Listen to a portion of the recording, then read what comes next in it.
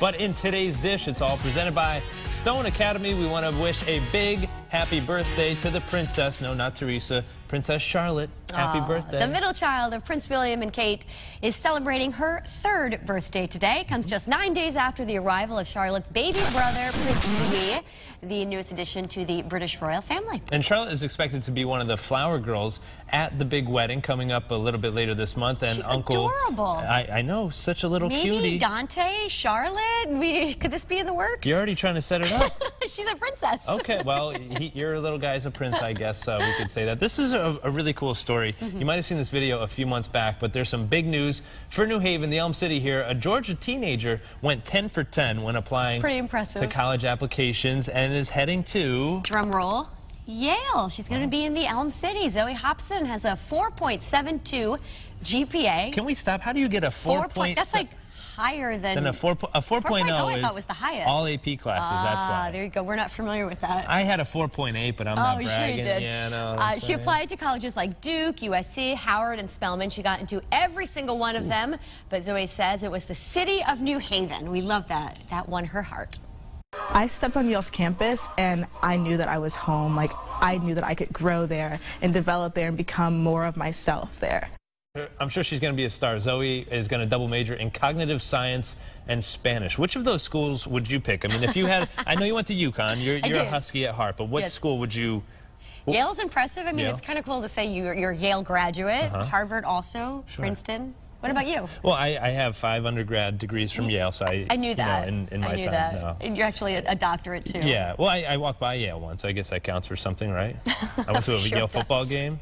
Yale Bowl. That counts. Right. Yeah. It's the same exact thing. All right. Hey guys, when it comes to having fun, there's a new survey that says Connecticut isn't quite the greatest place to be. It's all according to Wallow I don't buy it. The rankings look at entertainment and recreation options and nightlife.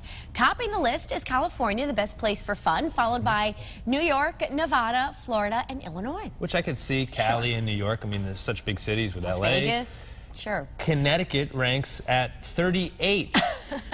Rhode Island next to us at 47. And in last place, West Virginia. No one's taking a trip to West Virginia? I guess not. Not much to see down there. But, you know, we love Connecticut. I love Connecticut. And I'll live in Connecticut my whole life, the I'm rest, sure. So we won't lose you. No, we'll be I'm not right going here. anywhere. We decided to make our top 5 list of reasons why you should love Connecticut because it's so much fun. Number 1. The weather, not only today's weather, you have to admit there's something about the seasons. The 4 Even seasons. the winter, but the fall is beautiful. So weather is huge here. Casinos, big fan of Mohegan and Foxwoods, right? Those are there. The Connecticut Wine Trail, there's so many awesome wineries and breweries here in Connecticut. Also, the shoreline, which is huge, the beach. And I noticed number 5, you added Gil Simmons. Well, I mean, what's That's not why to I was laughing about Gil? that. Yeah, I mean, he's the 5th wonder of Connecticut, I guess.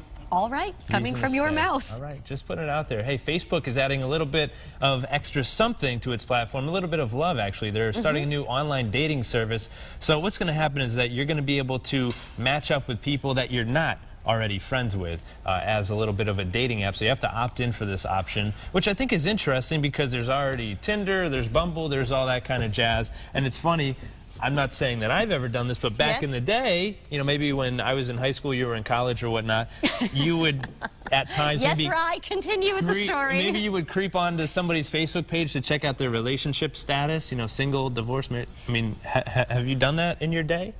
No, I mean, actually, Facebook I only got when I started doing the TV thing like 5 years ago. That's right. 4 years ago. I'm kind of new to Facebook. We didn't have it in college. You don't even have a personal page, or will you just not accept? I just have a like page. You just won't accept my friend request. It's not true, but I find it's just you waste too much time. That's why I just have the work page. The gram too. I do like the Insta. That's Instagram. All right.